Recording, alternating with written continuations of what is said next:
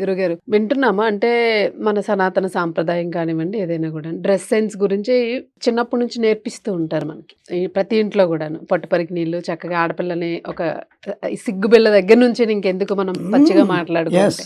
సిగ్గుబిళ్ళ అనేది ఆడపిల్లకి కడతారు. మగపిల్లడికి కట్టరు సరదాగా. అయితే అవి యాక్చువల్‌గా ఈవెన్ నేను గూడా దాచిపెట్టుకున్నాం మేము బీరువాలో చిన్నప్పుడు మా పిల్లలకి చూపించడం అట్లాగా. ఎందుకు అనంటే దానికి రీజన్ చెప్పాం. అయితే ఇప్పుడేంటంటే మరి శివాజీ గారు చేసిన కామెంట్స్ ఏవైతే ఉన్నాయో ఆయన కొంతమంది ఏకీభవిస్తూ ఉన్నారు. కొంతమంది అది అలా చేయకూడదు అని అంటూ ఉన్నారు. అయితే అక్కడేంటంటే ఆయన వస్తువులతో పోల్చాడనేది ఒక ఫీల్ అయిన అంశం అక్కడ. మీరేమంటారసలు? దీనిలోని మళ్ళా కొంతమంది మధ్యలోనే ఇప్పుడు అనసూయ గారు లాంటోళ్ళకి, లేతే కరాటే కళ్యాణ్ లాంటోళ్ళు ఇట్లా కొంతమంది సెలబ్రిటీలు వచ్చి అటు ఇటుగా మాట్లాడుతున్నారు. మీరేమంటారు? అంటే ఇప్పుడు మీరు సనాతన సాంప్రదాయం గురించి మాట్లాడతారు. ఒకటి విషయం, ఎవరైతే ఈ విషయం గురించి మాట్లాడారో ఇదే విషయం గురించి నేను చెప్పేది ఒకటే విషయం. ఆయన ఎక్కడ తప్పు మాట్లాడాడు అంటే ఫస్ట్ ఆఫ్ ఆల్ నేను దానికి సపోర్ట్ చేస్తున్నాను. శివాజీ గారికి 100% నేను supported, no doubt about it. ఇక్కడ నేను ఒకటి, నీ కూతురు, నీ ఇంట్లో నీ కూతురు ఎదిగినటువంటి కొడుకు ముందర స్తన్యం కనబడుతున్నట్టుగా డ్రెస్ వేసుకుంటే నీకు మంచిదేనా?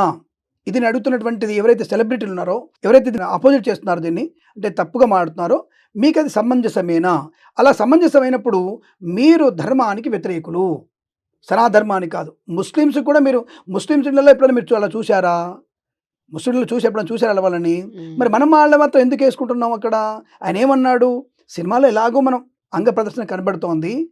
ఇంకా నాకు ఆశ్చర్యం ఏంటంటే, కొంతమంది హీరోలు ఇక్కడ దాకా షర్టు, ఫుల్ సాక్సులు, ఫుల్ సూటు అంతా ఉంటుంది. అదే పక్కన ఇక్కడ దాకా దాదాపుగా థాయ్ అంటారు ఇంగ్లీష్లో, తెలుగులో చెప్పొద్దు కానీ ఆ థాయ్ కనబడేట పక్కన కూతురు ఉంటుంది. ఒరే సిగ్గుందా మీకేమన్నా? పక్కన 20 ఏళ్ల కుమారుడు, పక్కన 18 ఏళ్ల అమ్మాయి. ఆ రకమైనటువంటి భావన వల్ల పిల్లవాళ్ళల్లో ఒక రకమైనటువంటి డెఫిషియన్సీ ఏర్పడుతుంది. అంటే ఒక రకమైనటువంటి జుగుప్సాగన వాతావరణం ఏర్పడుతుంది. మనము మోడర్న్ అనుకుంటున్నాము, అది మనల్ని మోడర్న్ కాదు, మనల్ని చంపేసేటువంటి ఒక ఆయుధం అది. కాబట్టి ఆయన అన్న మాట కొన్ని, ఆయన దాదాపు మొత్తం ఆయన టీవీ ముందుకు వచ్చి క్షమాపణలు అడిగారు అనుకుంటా కొన్ని విషయాలు. మరి అదే మరి ఇంకోటి వస్తుంది, ట్రోల్ అవుతుంది కదా. ఓ పిల్లవాడి పాట గురించి చెప్పాడు, చిక్కిరి చిక్కిరి సాంగ్ గురించి చెప్పాడు కదా. దాంట్లో కూడా సరుకులన్నీ బయటపడుతున్న విషయం చెప్పాడా?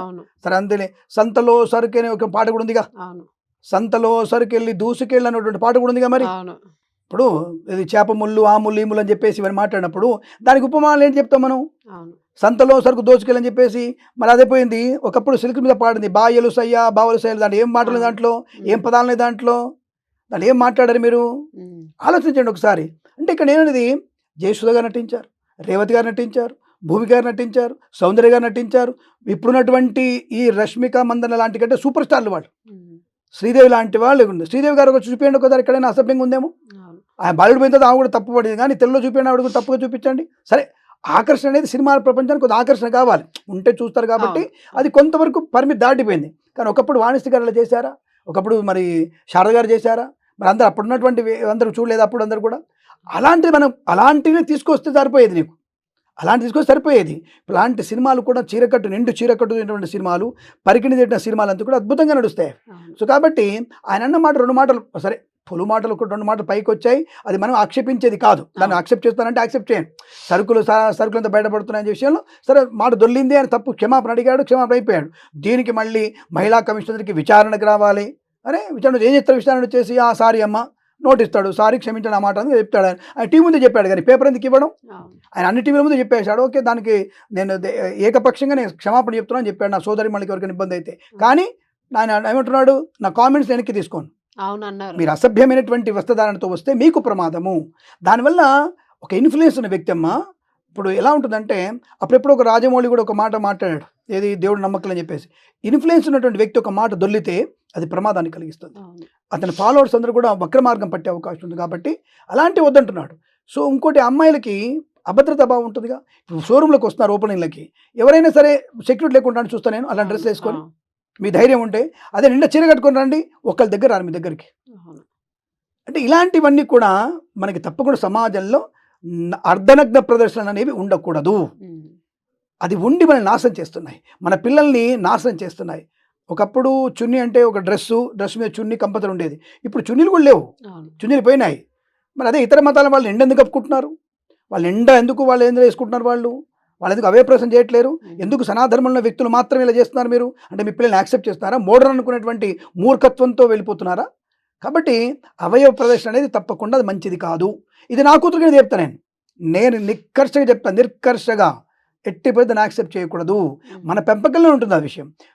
దీనికి ఉదాహరణ ఏంటంటే, మనకి 2 ఏళ్ల క్రితం 3 ఏళ్ల క్రితం ఒక దగ్గర మనకి మాదాపూర్లో అక్కడెక్కడో మద్యపానం చేసి అందరు బయటకు వచ్చి ఒక కార్ దగ్గర ఒక అమ్మాయిని కార్లో దూసుకెళ్ళిపోయి రేప్ చేసి మళ్ళీ అమ్మాయిని ఒక దగ్గర పెట్టేసిన విషయం మనం ఓపెన్గా చూసాం. అది ఇప్పటికీ మీకు కావాలంటే ఆ క్లిప్పింగ్స్ ఉంటాయి, చూసుకోండి.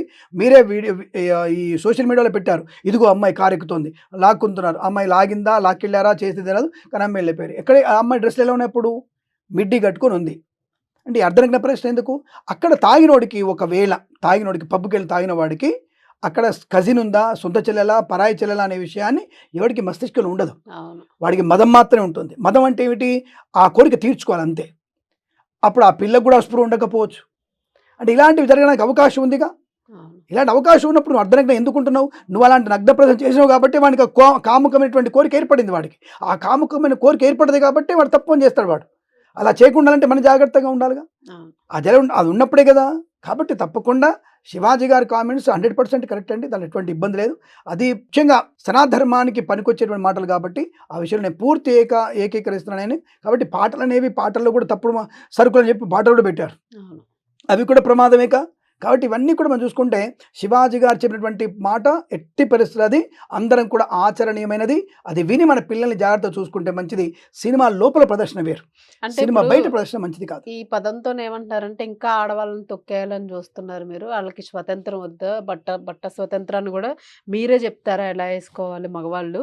మరి మీరు కూడా ధోతీలు అవి కట్టుకొని తిరగాలి కదా మొత్తం కప్పుకునే అని అంటున్నారు. ఏ మగవాడు ధోతి నీడ కప్పుకుని ఉన్నాడు చెప్పండి నాకు? ఈ మాటకి కౌంటర్ నాది. ఏ మగవాడు సగం కడ్రారేసుకొని తిరుగుతున్నాడు? ఇప్పుడున్నటువంటి వ్యక్తులందరూ కూడా మీరు మొగుళ్ళతో కలిసి స్విమ్మింగ్ పూలల్లో పూర్తి అర్ధనగ్న 75% నగ్న ప్రదర్శన చేస్తున్నారు మీరు. కూతురు, కొడుకు, భర్తతో కలిసి మీరు చేసేటువంటి నగ్న ప్రదర్శనలు చాలా కనపడుతున్నాయి బయట ప్రపంచంలో. స్విమ్మింగ్ పూల్లో చేసేటువంటి రీల్స్ ఇవన్నీ కూడా సమాజానికి ఏమి ఇస్తున్నారు మీరు? మరి ఏ మగవాడు తీసుకెళ్ళి తన కూతురుతో అర్ధనగ్నంగా డ్రెస్ లేకుండా కడ్రారి మీద కూతురు పక్కన నిలబడ్డాడు? ఎప్పుడు చూపించండి నాకు, ఒకరిని చూపించండి. నాకు చూపించండి. ఒక తండ్రి ఒక కడ్రారి మీద నిలబడి కూతురు పక్కన నిలబడి స్విమ్మింగ్ సూట్లో కూతురు పక్కన నిలబడి అక్కడ చూపిస్తారా నాకు మీరు ఎప్పుడైనా? నాట్ ఈవెన్ దో ఇక్కడ కాదు, విదేశాల్లో చూపిస్తారా? కనీసం ఉండడు. ఇంతకన్నా గౌరవం నీకేం కావాలి? ఆయన పోల్చింది ప్రకృతితో పోల్చాడు. ఆడపిల్ల ప్రకృతి లాంటిది, అద్భుతమైనటువంటి ఒక పోలిక. అది అద్భుతం. నభూతో నభవిష్యత్. ఆ పోలిక, ఆ ప్రకృతి, ఒక ఆకాశం, ఒక గాలి, ఒక భూమి లాంటిది అనేటువంటి ప్రకృతి పోయినటువంటి మహనీయుడు ఆయన. నేను మహనీయుడు అంటాను ఆయన. అటువంటి దాంట్లో మీకేం నష్టం వచ్చింది? ఏ మగవాడు ఫుల్ డ్రెస్ వేసి తిరుగుతున్నాడు? నేను ధోతి కట్టుకున్నాడా? నేను నిండొచ్చి కప్పుకోమన్నాడా? అవయవాలు కనబడకుండా నిండు డ్రెస్ వేసుకోమని చెప్పాడు. తప్పేముంది దాంట్లో? మీకు ఏం తప్పు కనబడింది అక్కడ? సరే 2 పొల్లు మాట్లాడినాయి, దానికి క్షమాపణ చెప్పాడుగా. అది మేము యాక్సెప్ట్ చేయట్లేదు. అటువంటి కొన్నిసార్లు పదాలు దారుతాయి, తప్పకుండా యాక్సెప్ట్ చేయొద్దని చెప్తున్నాం మనం. ఈ విషయాన్ని వదిలిపెట్టి మీరు తప్పుగా మాట్లాడితే ఎట్లా? కాబట్టి దాని గురించి మీరు ఎట్టి పరిస్థితులు కూడా మాట్లాడే ప్రయత్నాన్ని చేయకూడదు. అలాగే మిమ్మల్ని నిండా చిరగప్పుకోవడం వల్ల ఒక హుందాగా ఉండని చెప్తున్నాడు, ఒక పద్ధతిగా ఉండని చెప్తున్నాడు. కాబట్టి ఆ పద్ధతిని మనం అవలంబించడమే తప్పు, అది అవలంబించడమే మంచిది. తప్ప ఇంకొక మార్గం మనకు లేదనే విషయాన్ని గమనిస్తే చాలా మంచిది. ఈ విషయాన్ని మనం ఎక్కువగా ఆయన ఏదో ఫోకస్ చేయాల్సిన అవసరం లేదు. ఆయన మనం వదిలేసేయండి. ఆయన మంచి వ్యక్తి, ఎక్కడ కూడా పొరపాటు మాట్లాడిన వ్యక్తి కాదు ఆయన, కానీ ముక్కుసూటి వ్యక్తి.